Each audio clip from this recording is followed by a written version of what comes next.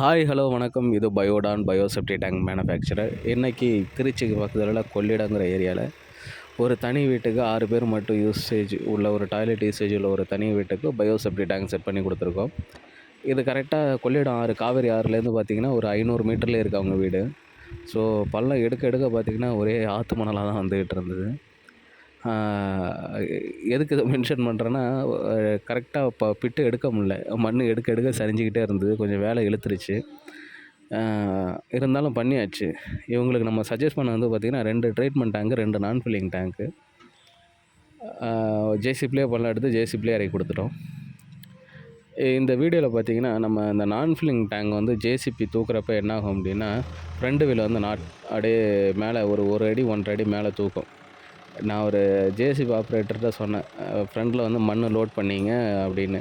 அவர் இருந்தாலும் பரவாயில்ல அப்படின்ட்டு அசால்ட்டாக தூக்குனாப்புல ஜேசிபி ஒரு அடி 1.5 அடி நாட்டுனுச்சு. இது எதுக்கு நான் மென்ஷன் பண்ணுறேன்னா, பெருமைக்காக சொல்ல வரல. டேங்க் வந்து நம்ம ரேட்டு கம்மியாக கொடுக்குறோங்கிறதுக்காக டேங்கை பற்றி ஏகப்பட்ட குறைகள். அது வந்து ரேட்டு கம்மியாக கொடுக்குறாங்க, ஸ்ட்ராங் இருக்காது, இது வந்து கலர் ஃபேடாக இருக்குது அப்படி இப்படின்னு சொல்லிட்டு. நாங்கள் ஏதோ ஒன்று கொடுக்கணுன்னு நினைக்கிறோம். அதை மற்றவங்களுக்கு எடுத்துகிட்டு போய் சேர்க்க நினைக்கணுமே தவிர, அதை குறை சொல்லி அதே இடத்துல நிற்க வைக்கக்கூடாது. அதனால தான் இந்த பதிவை வந்து நான் இதில் மென்ஷன் பண்ணுறேன்.